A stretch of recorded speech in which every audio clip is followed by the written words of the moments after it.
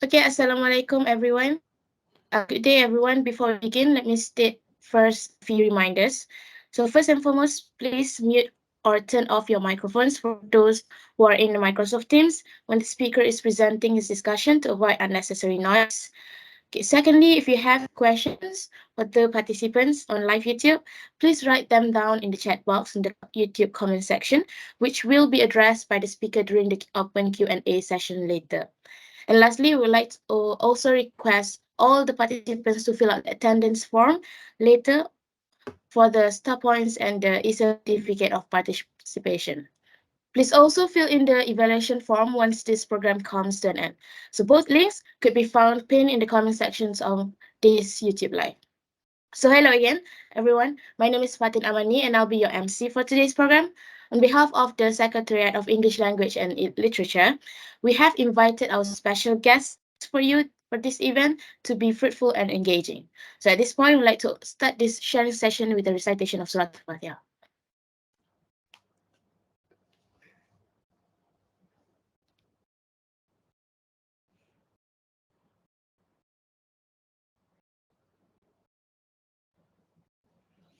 Yeah, Ya Rabbal Alamin. So next, I would like to welcome the opening remarks by Sister Shahira, our program manager for today's program. Please welcome. Okay, Assalamualaikum warahmatullahi wabarakatuh. And hello, I am Shahira, the program manager for our TNNBA Chapter 8. Okay, so I am so glad to be here today with our guest speaker, Brother Afham Adnan. Okay, so to brief a little about our speaker today, I would like to tell you that he is currently a UX writer at Maybank and was a UX writer at Happy Fresh up until September 2022. And also has previous experiences, also include communication executive at Grab and creative coordinator at Astro. Okay, so I would like all of you, those who are currently joining us in YouTube Live, to know that the objective for this sharing of this talk is that we want to expose the students, especially banner students, on UX writing as per requested by our department, by our lecturers. Okay, so not only that, we would like to give an overview of advertising and marketing and some reasons why it is worth a shot and give an insight into how to kickstart your career in this industry. I mean, in terms of the UX writing itself. So I guess that's all that I would like to say for now.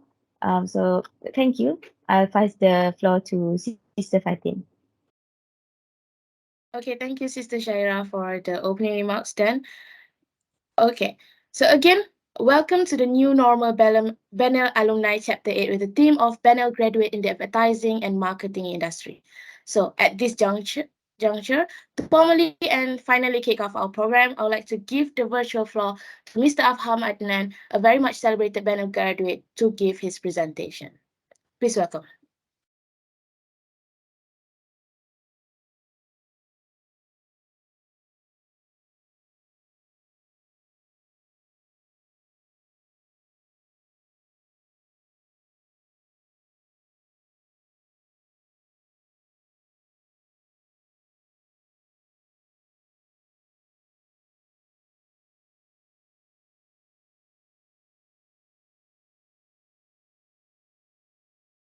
Mister, I think you're mute yourself. Sorry. Oh, I was on mute all this while, is it? Sorry about that.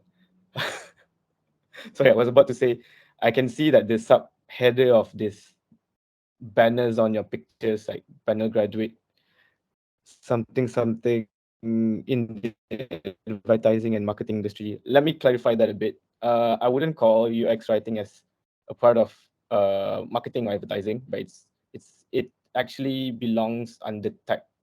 So what is tech? That's the mystery today. So I'm gonna explain it to you guys. So welcome to UX Writing 101. And my name is Afam. I was a linguistic and literature major from IUM. I graduated back in, sorry, I can't remember. I think 2016. And yeah, now I'm 31 years old. Like, how old are you guys? Sorry for asking. About 21. 21. Oh, okay, so young. Like I'm 10 years older than you guys. So I was a back then when I was studying, I was a Bukowski wannabe. So I wrote a lot of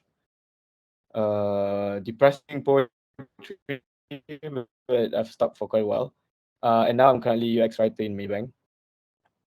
And yeah, before I start talking about UX writing, I would like to address something that I feel like very important. What happened to BENL graduates after graduation? So I mean, this is not based on any data. This is just my observation so far. So when you guys graduated, most of the time you guys gonna settle down with either of these three careers. Number one is you could pursue something in academics. Maybe you become a lecturer or teacher or tutor or whatever it is.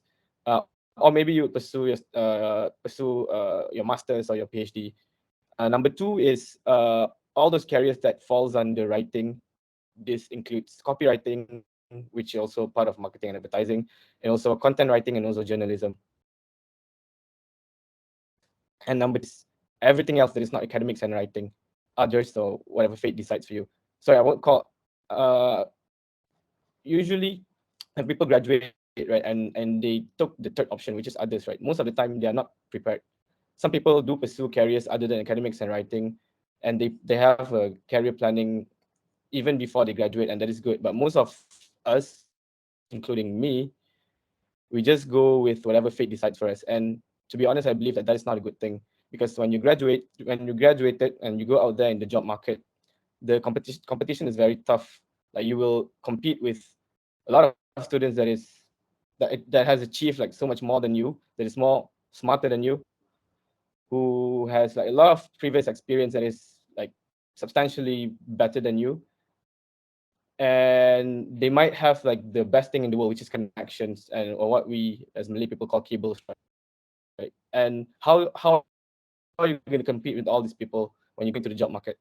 So I believe that one of the things that you can do is that to have a proper career planning from today. So if you don't plan your career starting from today, you will face a huge problem later where you just go wherever fate takes you. So don't be like me. Use this opportunity to start planning your career, regardless whether it's in writing or academic or whatever that fate. I mean, whatever that doesn't fall under academics and writing. And what you can do is that you don't have to like plan like you don't have to plan every single steps, but the best you could do is that to just list down like maybe 5 or 10 careers that you might be interested in, and to just study about it and decide on which one you want to pursue and start pursuing it from now instead of later when you graduated. Okay, so today I'm going to talk a bit more about this one, career in writing. So generally, okay, this is not all, but most of the time when you graduated and you become a writer, you become one of these three. You will become like one of these three here. It's either copywriter, content writer, or journalist. Let's start with journalism first. Journalism has been here for thousands of years. Like people has been writing about events that happen around them like since the beginning of time, and it's a very good career path, I would say. A lot of people don't know this, but once you become a journalist, you can easily transition into corporate roles anytime, because most people, if they want to hire, for example, a PR executive or marketing executive, or maybe whatever profession that requires you to write for corporate, they will go for journalists, because in general, journalists are very good writers. Number two is copywriter. Copywriter is also quite an established profession.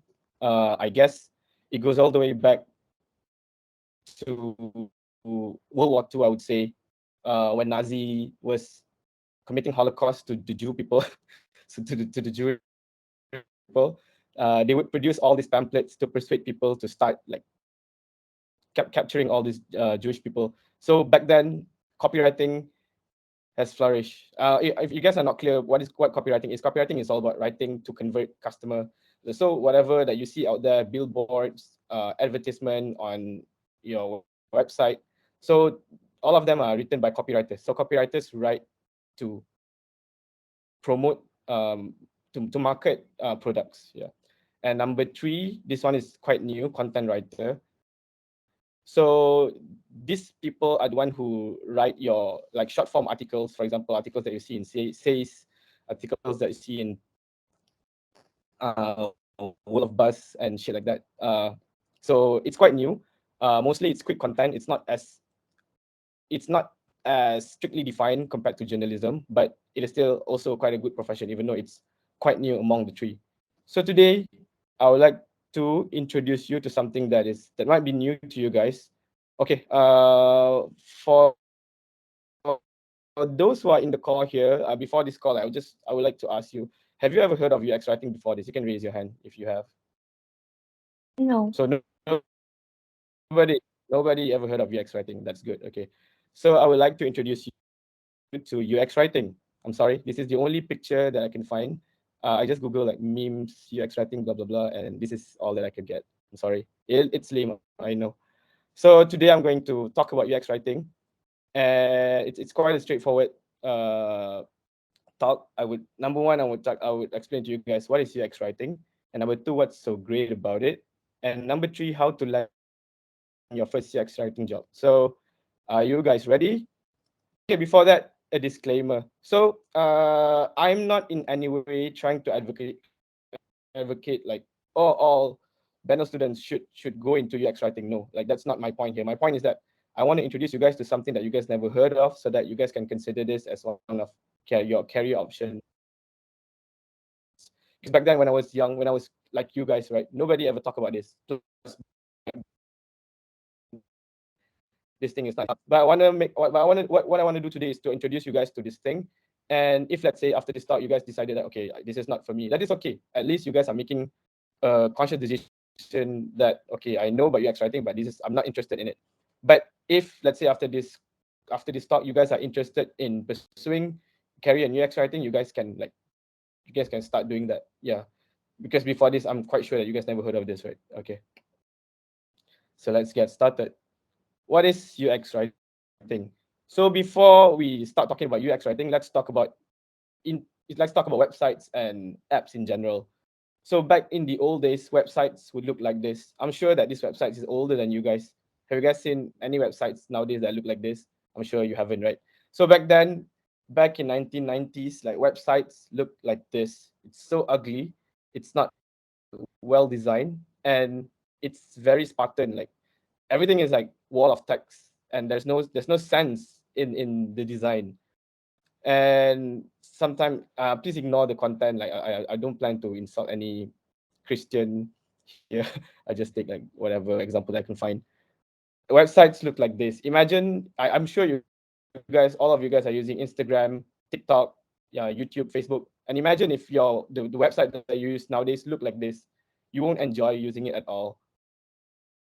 Yeah, this is my last example. I promise you guys. Okay, so in general, back then websites look like this, and it evolves until what we have today. So back then, why does it look like this? Because of course, like internet just started, right, and everyone is just there's no established rules, or there's no established uh best practices yet. So that's why everyone is just doing whatever they want to do back then. And back then, most websites are built by one guy or multiple guys wearing one hat, which is the webmaster. So back then, building websites are only something that is done by people who are really, really, really nerds, right? Because back then, not everyone has computers. Internet connection is not very good. But all these people who got the access early back in 1990s, they are the one who build like all these ancient websites.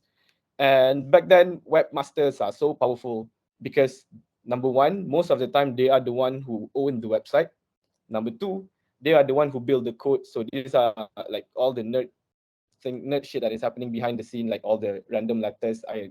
Codings. I also don't know. Sorry.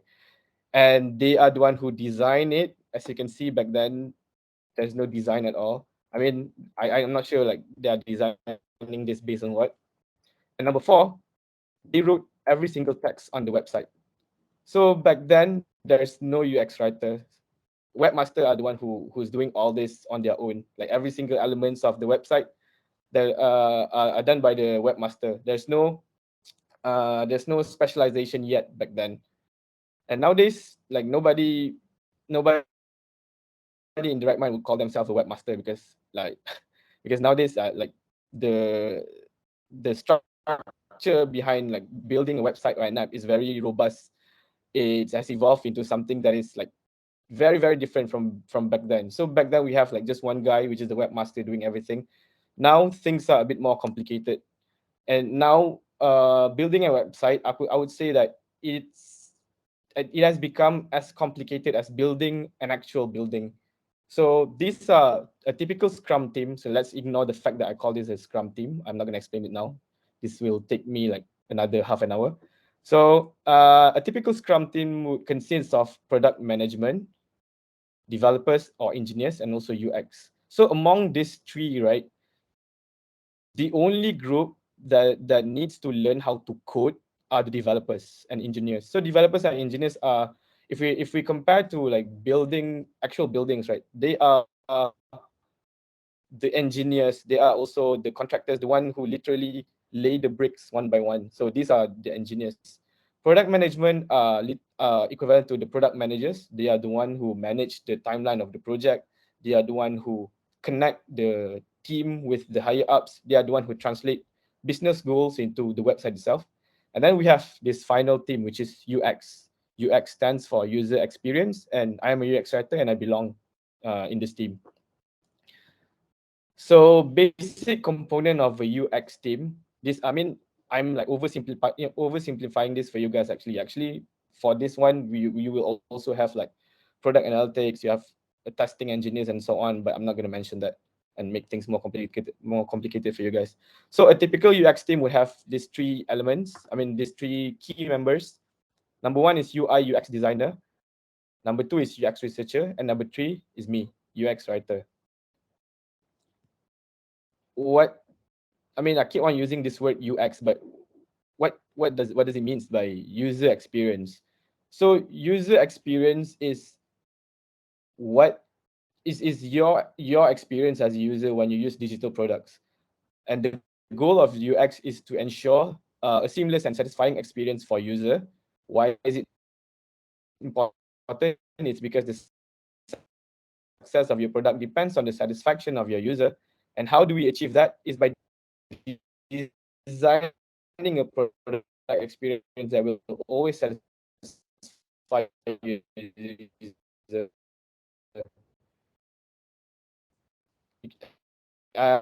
as you notice, I keep on repeating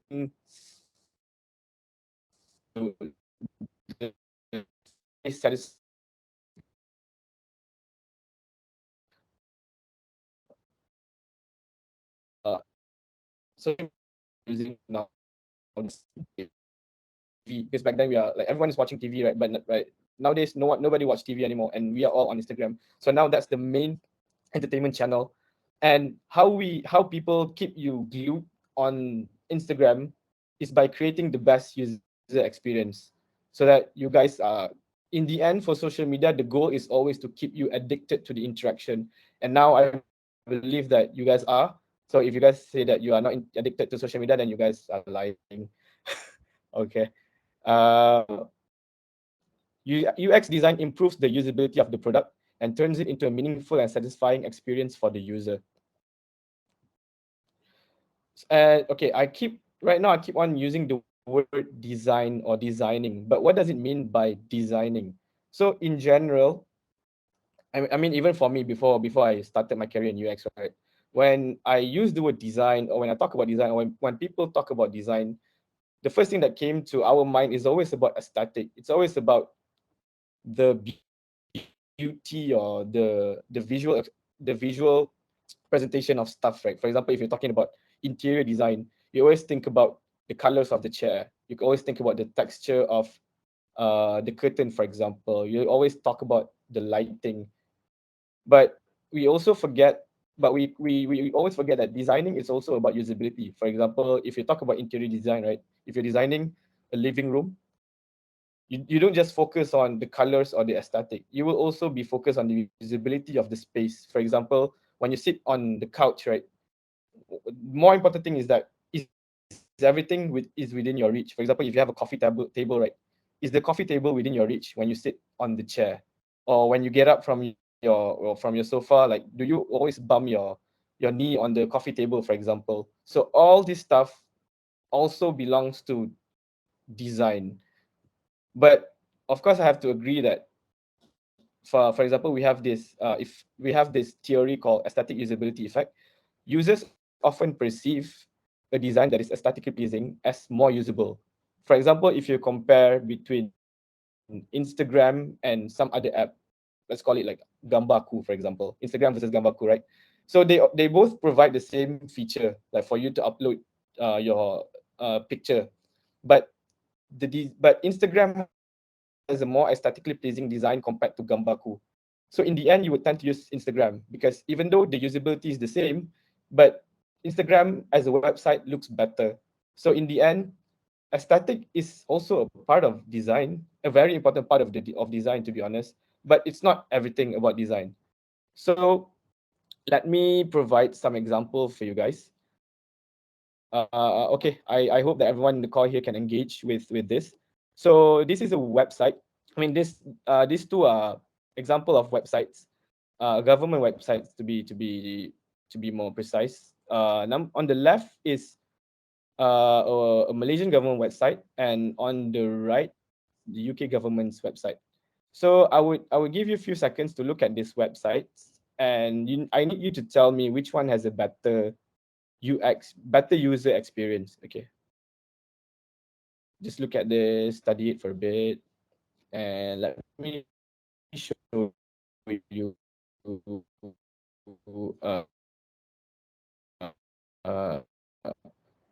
next page. I think you guys are done. Okay, okay, just take a look at it for a while.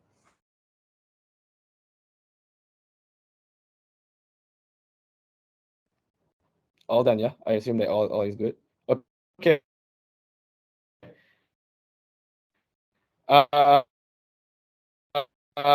Which website, if you the Malaysian web user experience, can you please raise your hand? Okay. How many people are raising their hand? I'm not sure. One, two. Okay, can we reset that? Okay. Which one of you guys think that the UK website has a better user experience? Come. Okay. Why? It's about the same number. It's okay.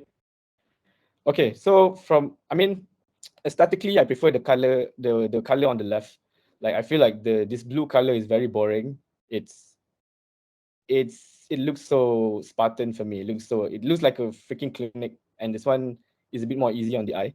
But in terms of user experience, the website on the right, which is from UK, definitely wins. And why do I say that? Let me explain it to you. When you look at this options, right? It's very simplified. You can see that there's a title here, benefits, and then there's a short description of it. And you can see that birth, death, marriage, and care, and there's a short description of it. And it's very easy to scan through because you don't have too many text here. But if you look at this website from Malaysia, you can see that okay, they have a header here for each boxes, but they have this long list of things that will not help you when you want to scan through the website. So this is not a good user experience. So imagine if I'm looking at the UK website, right, and I'm looking for benefits. I see here about benefits, and there's a short description of it, and I just click on it. But if let's say I'm looking at this website, I would have to go through the list one by one, and this would increase what we call cognitive load when I'm like skimming through the website, and this is not a good user experience. And I think the second screen demonstrate this better. So I would like for you guys to look here, and you can see that these boxes are very organized. So the format is the same. There's an image, there's a header, and there's also a subheader, and it's consistent throughout the website. Like all three use the same design. But when you look at this one, okay, they still try their best to repeat the same. They still try their best to be consistent. They have a header for all three boxes. But then when you see into the content, like, okay, this one is a list. Okay, this one is I don't know what, and then there's a button. And then suddenly this one does the field to enter some text.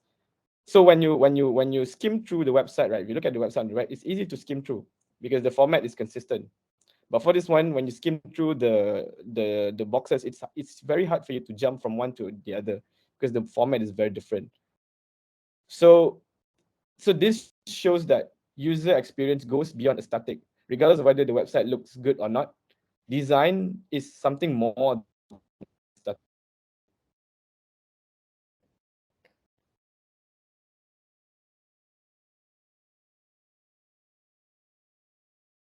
so where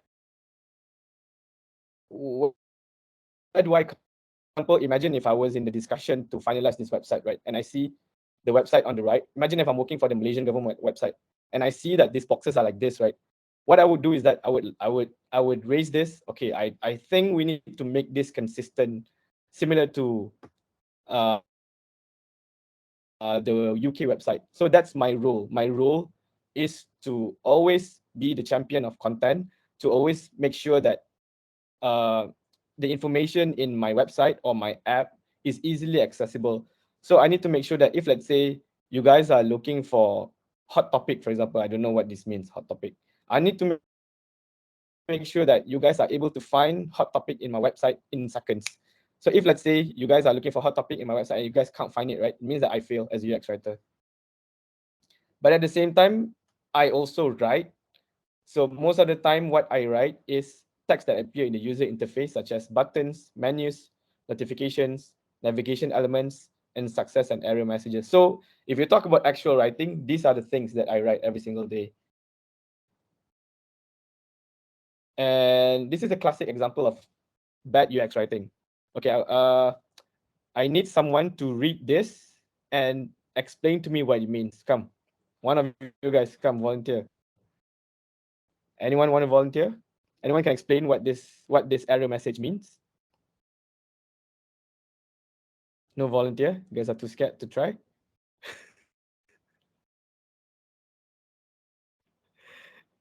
It's okay. It's okay. I don't need any volunteer because no one can explain what it means. No one can explain what it means. This is all gibberish, and the only person that might be able to explain this is the one working on the back end for this error message. Because yeah, this is a classic example of very, very, very bad UX writing. It doesn't mean anything to the user. It doesn't tell the user what happened, and it doesn't tell user like what they can do to solve this problem.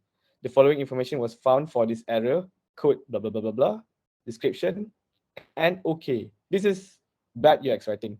So if, let's say, you guys are hired as a UX writer and you are guys write like this, you guys should fire yourself because like, this is not a good UX writing. Okay, this is a more funny example. This is just like the guys really want to make you laugh lah. Whoopsie daisy, blah blah blah, error occurred and it's your fault, loser. So this is really bad. This is worse than the previous one. And obviously this is not an actual example, but you guys get what I mean. So the differences between copywriter, content writer, and UX writer. Okay, now that we're talking about this, I would like to like demystify some of the differences because even until today, right, people still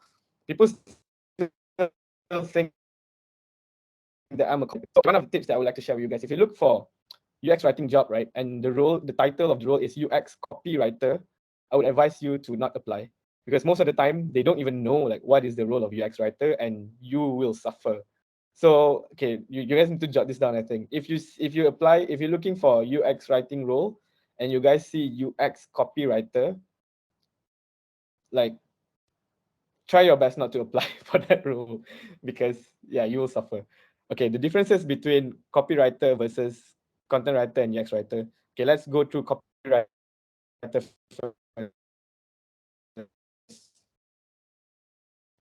Their goal is always to convert text, right? They need to write it in a way that would trigger you to stop your car and purchase the handbag immediately. So that's the goal for copywriter.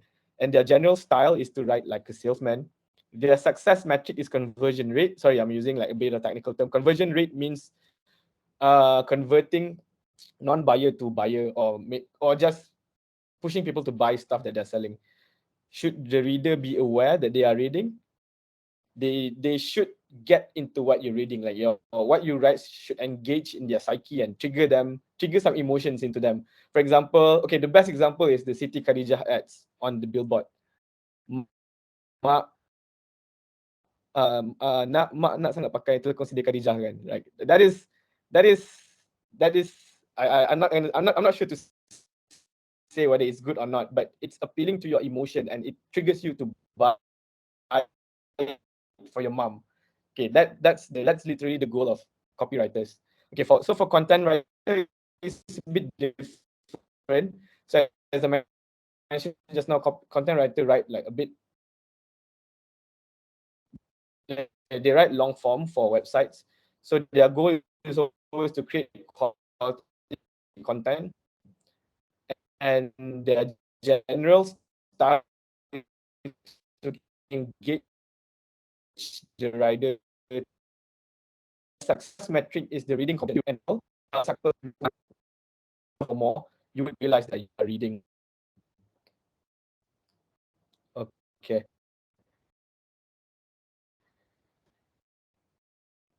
And then uh, the last one that we talk as a user, my goal is to create as you right. It's that you're on the bike of scrolling the feed and getting addicted to Facebook is happening smoothly. That's the goal of UX writing. So general style, it's all about being clear, concise, and useful. Success metric is all about task completion. For example, if I'm writing for Shopee, my success metric is how many people are completing the transaction, like how many people fail to complete the transaction and so on. And should the readers be aware that they are reading my copies? They shouldn't. They should 100% focus on what they are doing. So these are the key differences between copywriting, content writing, and UX writing.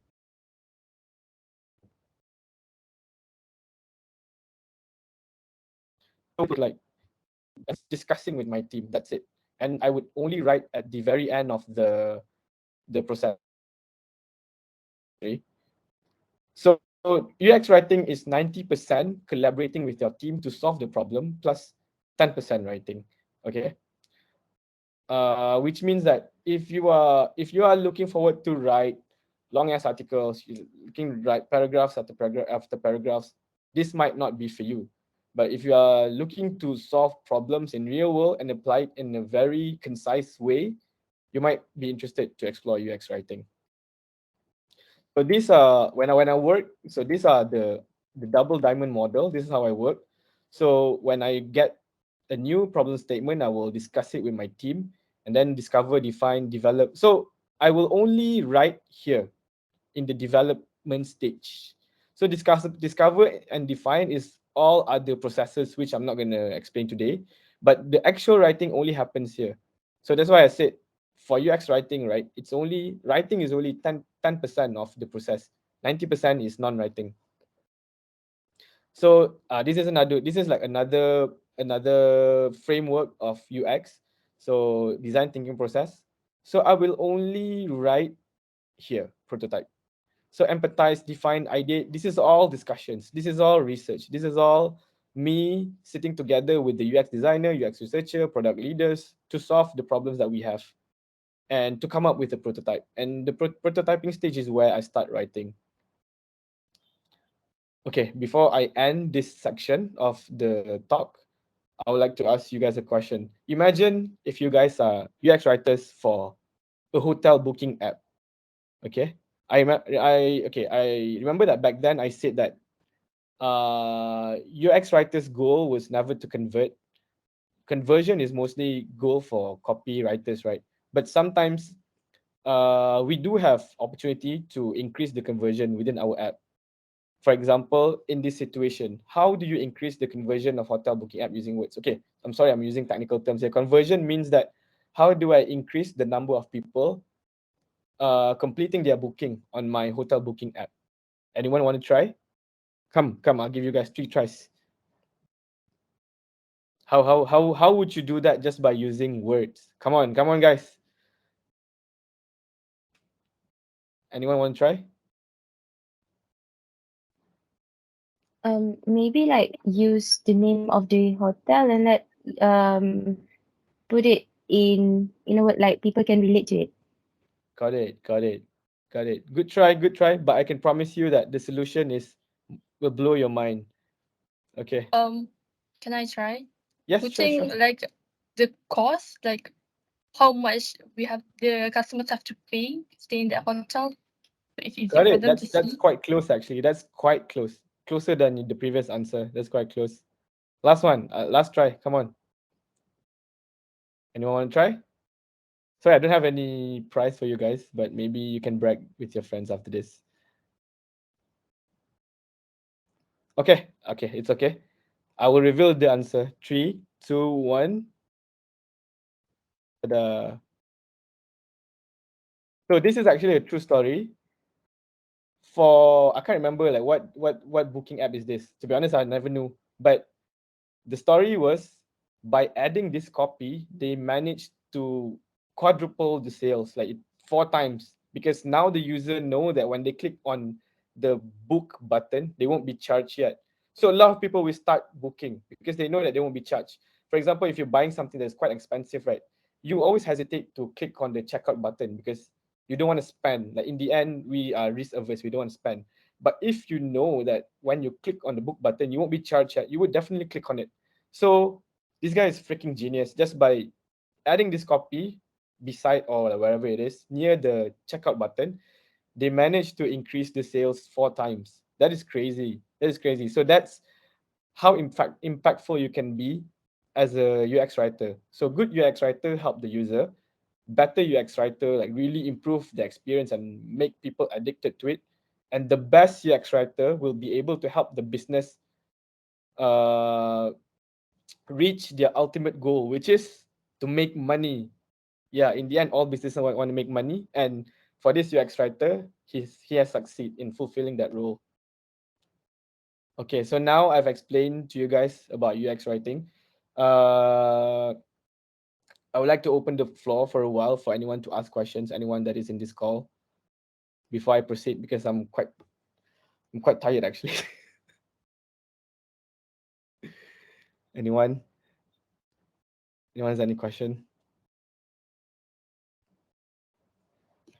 Okay, if there's no question, let's proceed. So what's so great about UX writing? Okay. So why I love my job so much? Like to be honest, okay, I've been working for, okay, let me remember correctly. I think I've been working for a total of almost 8 years. And actually I just started as a UX writer last year. So I've only been a UX writer for less than 2 years, I think a year and a half.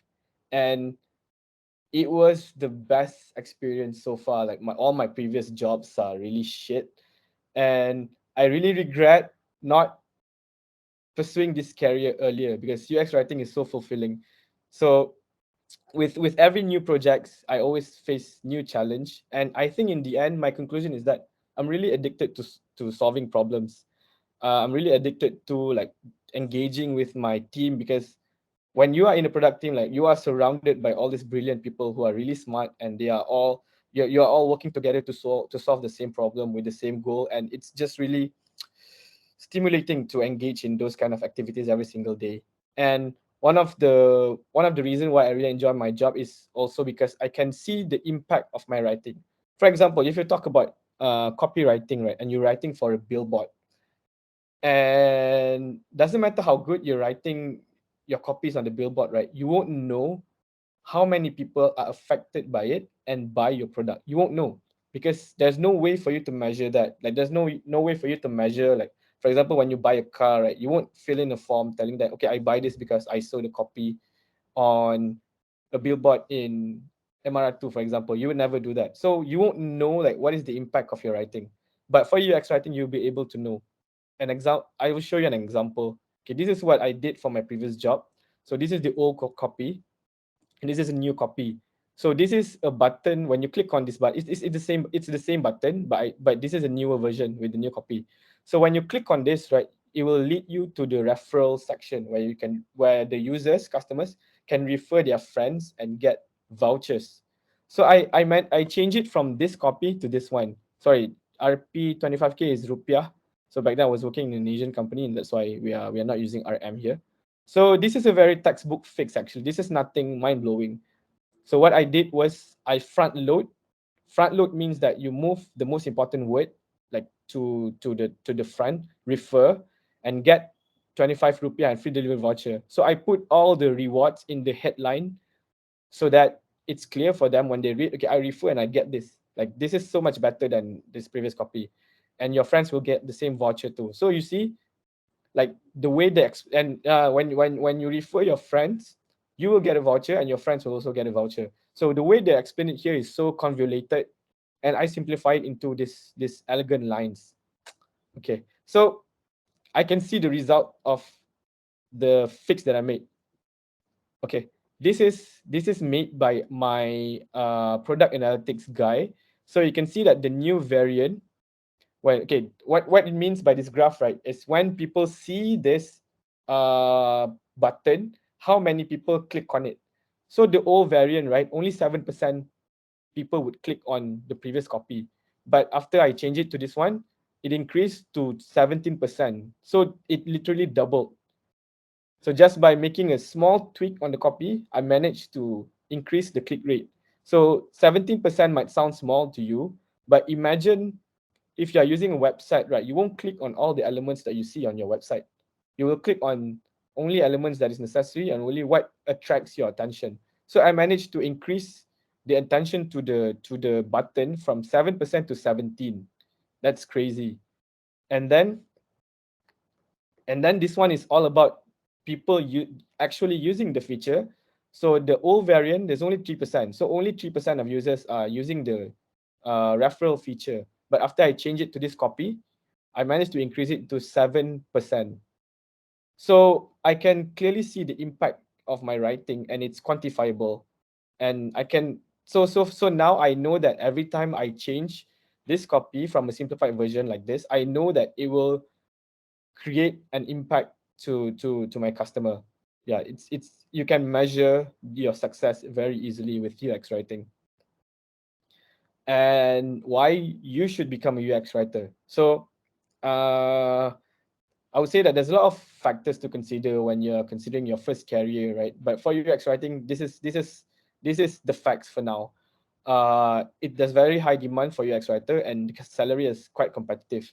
So a bit of a story. When I was in Happy Fresh, what happened to me is that the company shut down. So Happy Fresh is actually an Indonesian company, so they have branches in Malaysia and also Thailand. So because of some financial situation, which I'm not going to explain too much, they shut down their branches in Malaysia and Indonesia. So I got laid off, and I managed to land my next job, which is in Maybank, in, I would say, less than a month, or like maybe 2 months. I can't really remember. So there's always a demand for UX writer, because as you can see, like a lot of, like nowadays there's so many apps, whether you're talking about Malaysia or globally, there's so many apps, and all these apps, they would require people to write for them. They will need UX writer eventually. So there's always a high demand for this, and there's not many UX writer out there. When I was in Happy Fresh, I need to recruit new UX writers, right? And I can promise you that it's freaking hard for me to look for a UX writer, and it's harder for me to find a good UX writer. So there's so many copywriters out there. There's so many journalists out there. There's so many content writers out there. But for UX writing, this thing is very new. And if you are one of the pioneers, it's very easy for you to land your first UX writing job. And the salary is quite competitive. Uh, so as I mentioned just now, I just moved into this field like the last year, and now I've been doing UX writing for a year and a half, and I'm not gonna disclose like numbers, but but my salary literally doubled from what I have before this. So not just double, but it's more than double actually. So that's crazy. If I know, I would have pursued this career from the start. Okay. And number two, it also opens up other career opportunity in tech. So once you become a UX writer, you will learn all about product development, which I'm not going to explain now, but you can move into, I mean, once you started as a UX writer, you can become a UX designer if you are into designing. And you can all, if you have the talent for managing people or managing projects, you can start learning on how to become a product manager, and you can migrate into that line of profession. And yeah, because I think there's a lot of opportunity in tech, and people assume that when you want to work in tech, you need to know how to code. That is not true. Like, code for developers and engineers, they really need to code lah, because that's their job. But for other roles, you don't really need to know how to code. There's so many other skills that they need that is not coding in order to develop a website or an app, and one of them is writing. And BENL students, you guys can write. I'm sure you guys can write. So like, this is the opportunity for you guys. And number three, of course, to be at the forefront of technological advancement. So if you are somebody who really love apps, really love technology, this is definitely a place for you guys. What makes a good UX writer? This is very important. Number one, of course, you need to be a good writer. It's writer role. Like, if you're not good at writing, then you need to start improving your writing skill. Number two is empathy, because UX writing is all about understanding your customer and trying to solve their problems. Number three is curiosity. So you need to ask a lot of questions. When you write copies, you need to ask so many people. You need to make sure that what you write is accurate and would solve the problem. Number three, okay, this is very important. You need to be articulate, because once you write something and you present it to your team members, they will shit on your writing for sure. They will poke holes in your writing, and that is not a bad thing. That is actually a very good thing, because everyone in the team is working to achieve the same goal, which is to provide the best user experience, and they would question why you're writing it this way, why you're writing it that way. So as for a good UX writer will be able to make the best writing decision, and at the same time, they would be able to justify it to their team members, to tell them, okay, I'm writing it this way because blah blah blah blah blah blah blah blah blah blah. Because in the end, you are the champion of content, and you know what you are doing. So you need to be able to explain to people so that you won't be someone who are really easily swayed by other arguments. Like, you know that you're writing it this way because it's good, but and then you change your mind because you are not able to convince your stakeholders, right? That's not good. So you need to be able to argue, you need to be able to articulate your points whenever you are in those discussions. Number five is you need to be data driven. For example, what I show you guys just now, the graph, you need to be able to think analytically and make data driven decision. So for example, you can't just make a writing decision based on your whim and desire, based on your instinct. Yeah, instinct is good because in the end, writers would have like an instinct on what makes a writing good or not. But in the end, for user experience, it's driven by result. If let's say I use a method that is proven to work, but because of my customer base, it doesn't work for my specific customer base, then I need to change my approach depending on the customer base. And number six is, of course, you need to be collaborative, because UX writing is a profession which require you to really talk to people, engage with them, and get the best out of all these people. Because in the end, you are writing for the whole team. They are not writers, but they have all this knowledge and all these ideas, and you need to engage with them and translate whatever that is in their brain into the best copies that you can produce. And lots of love for apps and technology, of course. I'm sure you guys love apps. Okay, sorry, let's skip this. Donate to my daughter's diaper fund. She's not a baby anymore. Uh, okay. Any questions from you guys before I proceed with the final section? Uh, Hello. Okay. Yep. There are questions that are proposed in the YouTube live from the Okay. participants.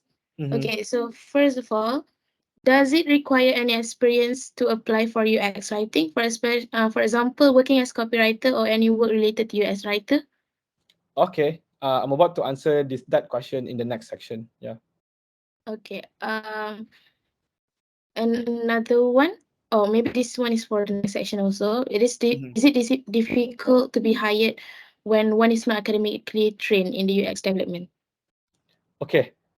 Now, at this point of time, right, there's no certified academic body that provides you with UX writing certificate. There's no degree in UX writing. There's no diploma in UX writing. So what we have right now is kind of like free courses out there, which 50% of them are scams, but 50% of them are really good. So I myself have never attended all those classes because I learned myself, because it's 2023, guys. You don't have to like attend like proper class in order to learn something. Back when I was in Happy Fresh, my tech lead is the head of the website developers, right? My tech lead never have any degree in computer science. He learned coding by himself. That's crazy. Like, if and coding is million times harder than UX writing. So if he can do that, you can. Like, you don't need to attend all these classes. You can just read by reading all these articles, with which I'm not sure if I have this in my slide, which I will share with you guys later. Or yeah, I will tell you guys what you need to do. Okay. And I'm sorry, but this talk is a bit more general. So if, let's say, you guys are more interested in learning about all the technicalities and to dive deeper, I can organize like another session, or maybe, I don't know, like if it it sounds, now that some people are interested, it makes sense for it to actually be one of the subject in your courses, to be honest, because the corpus for this field is growing, and we have like definitely more than 20 books that can be easily translated into course outline, and we're going to teach it to you guys, but I'm not sure when that's going to happen because I'm freaking busy right now. Any questions before I proceed? Okay, let's proceed. How to land your first UX writing job, or okay, I forgot to address this. Maybe not your first UX writing job, but this can also apply to land your first UX writing internship, for example. Okay. Number one is never stop learning. This is very important because UX writing is a very, very, very new field, and it evolves like at a very crazy pace. So whatever, like, this is very true. Whatever that I'm teaching you guys right now, there's a chance that it might be obsolete in next year, because this thing is moving so fast. So you need to never stop learning. Until today, I still read books about UX writing. I have like multiple books in my Kindle that requires me to finish, but I just don't have the time because I'm so busy right now. But you need to constantly learn and read books and read articles out there. So if you guys want to start, this is the 3 must-read book for me. Number one, Microcopy, the complete guide. So this will help you. This book will teach you how to write specifically for different app elements. This one, the second book is Information Architecture. So this one is a bit, it's not strictly UX writing, but it will tell you more about information architecture. On information architecture is all about uh, making sure that when a user come to your app or website, you need to make sure that they can find what they're looking for easily. So if the user can't find what they're looking for in your app or website, which means that that website has a very, very bad UX, information architecture. Number three is writing is designing. So writing is designing is more focused on the 90% that I mentioned just now, things that is not writing, collaborating, researching, and blah blah blah, all those stuff. So if you want to become a UX writer, I can promise you that if you read these 3 books, right, you can definitely land your first UX writing job. You will be able to impress your interviewer in no time, but you need to finish all these 3 books. Should you take online UX writing course? Okay, I think I answered this partially just now. So it depends. If, let's say, you don't have the money because it's quite expensive, it's okay for you to just study from whatever free materials that is available online. But Putus. if you are literally driving Mercedes to class, then yeah, you can spend some money and attend these classes because it will definitely benefit you for sure. Number two is to practice, practice, practice, and practice. So I can't remember what's the name of the website. So there's a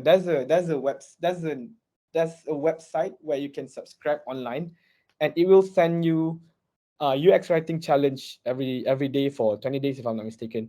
So you can do that and try your best to do this exercise, because doing UX writing exercise is very important, because the moment you apply for a UX writing job, if, let's say, regardless of whether you will face this before your interview or after your interview, they will definitely send you a UX writing test, and you need to nail that test. and it's hard because I was back then when I was in Happy Fresh. I created our UX writing test, and it's hard. You need to know UX writing before you can answer those questions. Back then, I remember I was also like you guys, starting to do my first UX writing exercise. And if I look back at whatever that I've done back then, right, it's very bad. It was very bad. So you need to really practice. Number three is to document your thinking and crafting process. So when you write your copies for UX, right, you need to write not just the copies itself, but you need to write your thinking process. You need to write how you come up with this copy. You need to write the detail of your research and everything, because it is very important. Because in the end, you need to build a UX writing portfolio. Okay.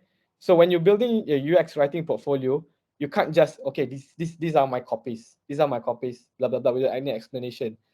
The explanations are actually more important than the copies that you produce, because we, as the hiring managers, we need to we can't get inside your head to know like what you're thinking while you're writing those copies, right? So you need to put all your thought process on paper so that we can understand like at what level you are at right now. Because in the end, as I mentioned just now, UX writing is not about, it's just 10% about writing. It's 90% about user designing the user experience. So you need to, I mean, in your portfolio, I mean, portfolio itself can be like an 2 hour talk actually, but you can just Google and find online examples of UX writing portfolio, and you can just follow those examples, and you'll see what I'm talking about. Step 5, okay, this is very important, and it's definitely something I can do now. Connect with UX writing community. So do you guys have LinkedIn account? Raise your hand if you have a LinkedIn account. Okay, if you don't have a LinkedIn account, go and create a LinkedIn account now. Like, delete all those other accounts, TikTok, Instagram, whatever, because all those are not important. Create a LinkedIn account. And this is not only relevant for UX writing, it is relevant for any other profession. For example, if you want to be a copywriter, open your LinkedIn account and start adding all those like thought leaders, people who are famous for UX writing, and that's how you learn. That's how I learn about UX writing, by engaging with all these people online. Because okay, you've attended my talk, right? And you're just learning from one person, which is me. But if you go into the community, and in this case LinkedIn, and you engage with them, you can learn from thousands of people from all across the world. And another thing that I want to highlight is ADP list. Write that down. Yeah, let me write it in the comment. Yeah, can't comment. ADP list. AD, Australia, Denmark, Portugal, list, LIST. So ADP list is a platform where experienced people are providing mentorship to anybody that needs it. So when I was using ADP list, I managed to talk to UX writer from Australia. I have a problem that I need to solve, and I just want to like have someone to bounce ideas. So I engage with this, can't remember what his name. I think Kevin Boy or something. So I talked to him, present my problems, and he helped me solve my problem. So it's amazing. Like in 2023, you can talk to people from all across the border and have them to help solve your problems, and to find like people who share the same passion. Like, it's really amazing. And you have all the success, like do it now, don't waste your time. Step 6 is to practice presenting your portfolio. So imagine, let's say in the future, you already have your portfolio, right? You need to practice presenting it, because in the end, during the interview session, you will be requested to present your portfolio. So whatever that you have in your portfolio later, you will need to practice presenting it in the best way possible in order to land your first job. Step 7, apply for your dream job and get ready for the interview. And yeah, that's it. I mean, I'm sorry it's not as detailed as you guys expect, but we only have so much time. Okay, a recap. So today we managed to talk about what is UX writing, what's so great about it, and how to land your first UX writing job. And hopefully, this session is beneficial to you guys. And let's go to the Q&A session.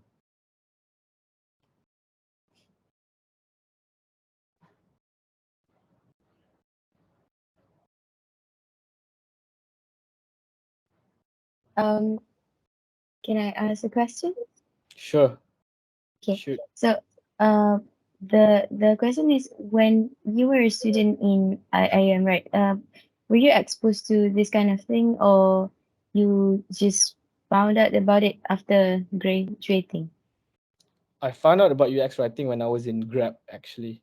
Back in Grab, I really fell in love with UX writing because it just blew my mind to know that wow, there's a specific role where people just literally write for the website, and I start exploring about UX writing. Yeah, that's the first time I heard about UX writing. So to answer your question, no. I think back in 2016 when I graduated, I don't think it's as famous as now. Yeah.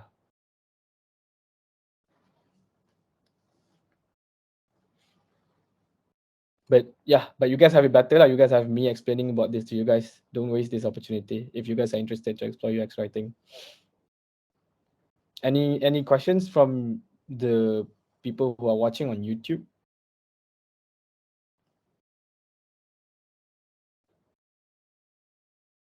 I have two questions. May I ask? Yeah, sure. Okay. So the first one is that you mentioned that people usually look for journalists for writing career. Is it the same as you as writers? Uh, Sorry, can you clarify your question? Um, What do you mean by that? you Yeah. mentioned before Mm-hmm. you mentioned before that in your earlier in the beginning of your talk Mm-hmm. that people usually look for journalists for Mm-hmm. writing career. Is it the same for you as writers? Do company Oh, prefer okay, got people? it, got it, got it. I think not really because people don't really know what UX writing is. So when they see UX writer, they don't know, like they're not exposed to the role, so they won't hire UX writer for other roles unless you really apply and manage to attend the interview. Journalist is, as I mentioned, journalist as a profession has existed for thousands of years, so people are confident in the brand. But for UX writer, I think only people that is in tech industry know like UX writer. But I believe that once you become a UX writer, I think it's quite rare for people to go back to whatever their previous profession is. Yeah.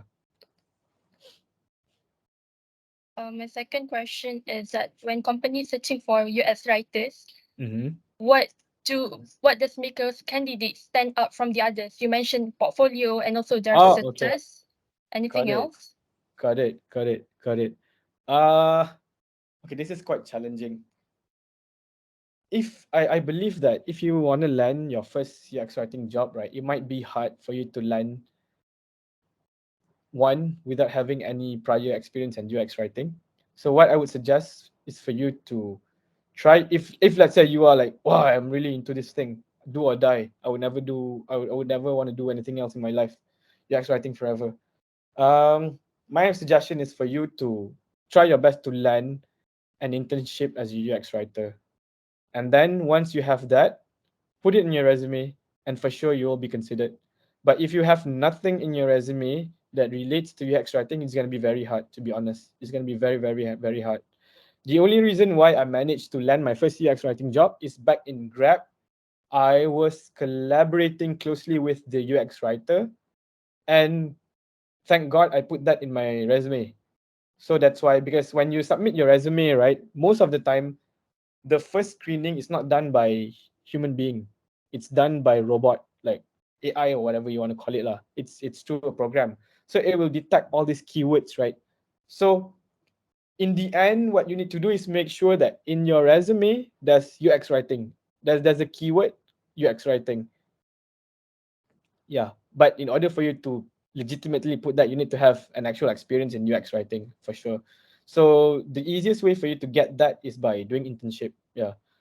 I'm not sure if I'm looking for interns in the future, but maybe yeah. If I do, I will definitely tell you guys. But I'm sure that it will be one spot, and you guys need to compete with each other.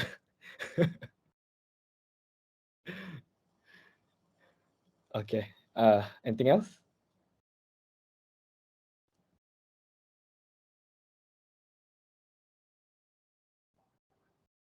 Okay, there's this one question. Mm-hmm. Okay, this person was asking, you said that this job is actually on high demand right now, Mm-hmm. right? So like usually in a company,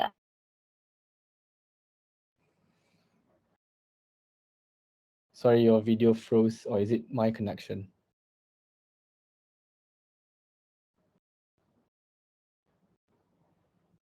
UX writers are there. Sorry, can you repeat your Hear me? question? Because we lost you for quite a while just now.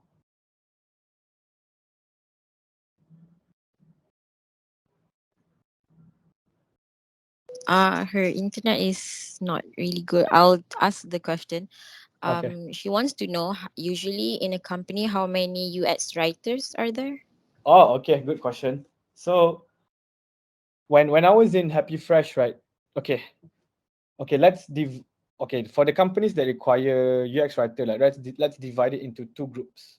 One is companies who have actual real world business. One is business that is purely online. Purely online, for example, social media, Shopee, and all those stuff.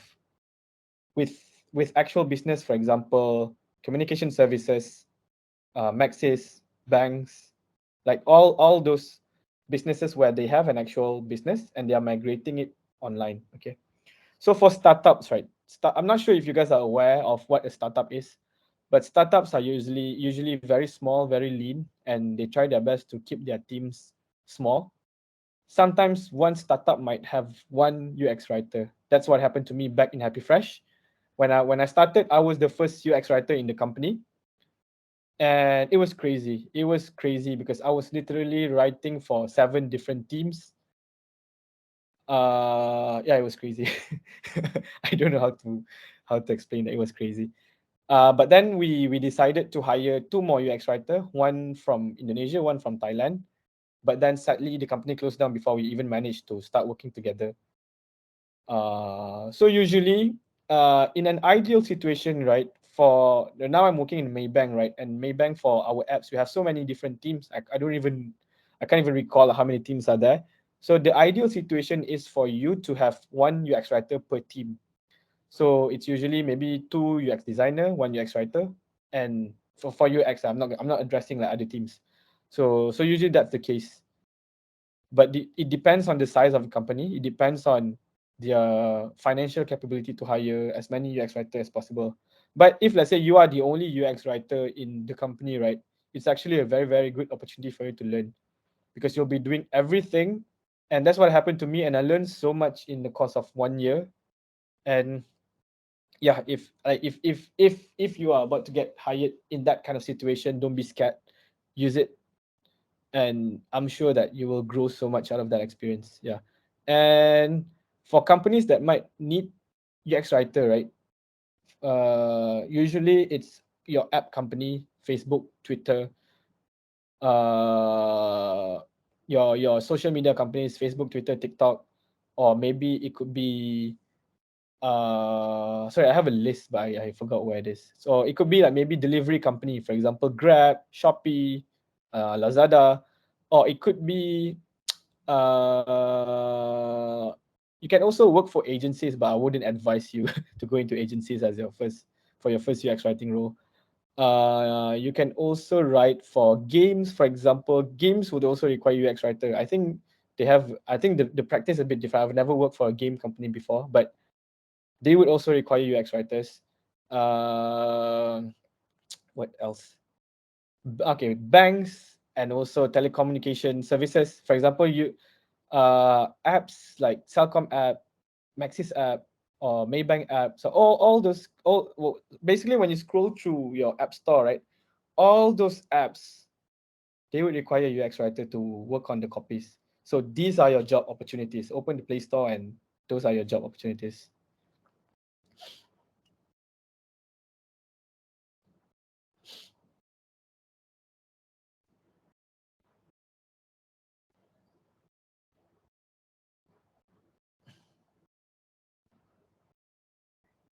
Any more questions from you guys?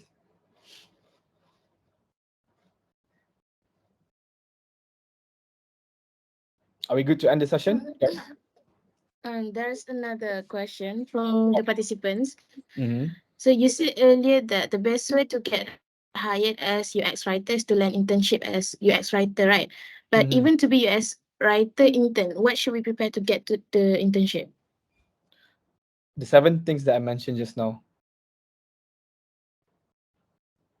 Remember, there's the long ass list, 7 things that you need to do. Complete that, and Yes. it will increase your chance of getting hired as a UX writing intern. Yeah.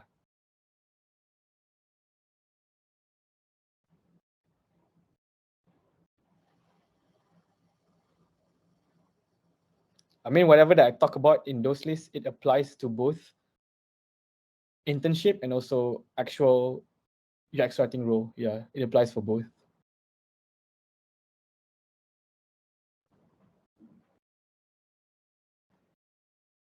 Okay, I think that's all That's for all. now. Yep. Okay. Okay, let's end this session with a quote by this professor from MIT. Your success in life will be determined largely by number one, your ability to speak, number two, your ability to write, and number three, the quality of your ideas. So all these three elements are essential in your success in whatever that you're doing generally and also as a UX writer. So keep in mind that regardless of how good you are in whatever you're doing, in order for you to raise above the masses and for you to achieve that 1% of success is these three elements. Yeah, keep that in mind and you will succeed in your life for sure.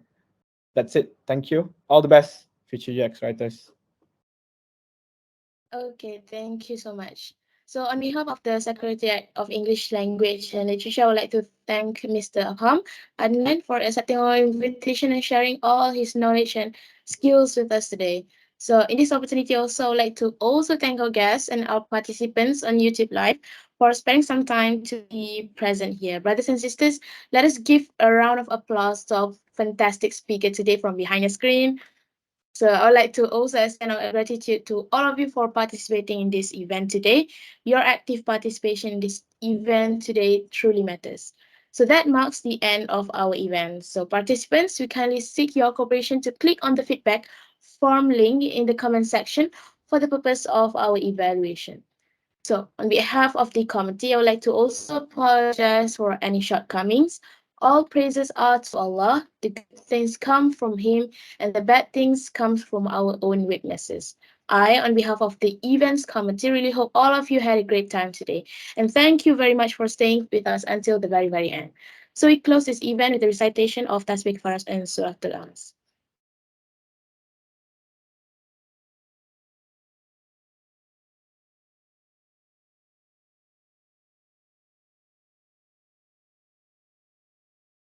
Okay, guys, we wrap up our session today. Thank you so much for joining our event for today. And thank you, Mr. Afham Adnan, again for sharing, for all the Okay. sharing of today's session. Thank you. See you guys soon.